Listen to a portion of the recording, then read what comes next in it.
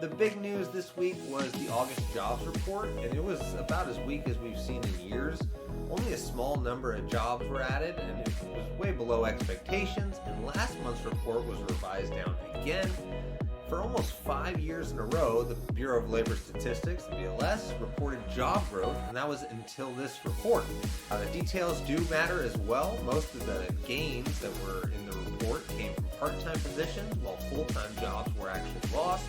Unemployment did tick up, and other kind of measures of joblessness hit their highest levels in about 4 years. And both hourly as well as weekly earnings are down compared to last year.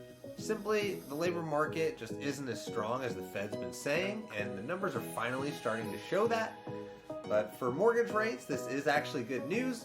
Weak job numbers gives the Fed reason to cut rates because they are also responsible for maximum employment.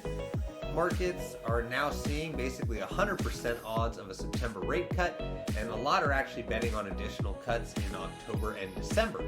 And that's why rates, have been improving, almost half a point since we got July's weaker report. But there's also some political drama in the background. There's Fed nominee Stephen Moran, and he basically signaled support for cutting rates during his confirmation hearing. And the administration did float declaring a national housing emergency to fast-track building and address affordability, but there really aren't many details available about that. Fed does look set to cut rates this month and possibly more after that, but that doesn't mean that mortgage rates will fall overnight, but it does open the door for them to continue to drift lower in the fall. But for buyers, that could mean more affordability.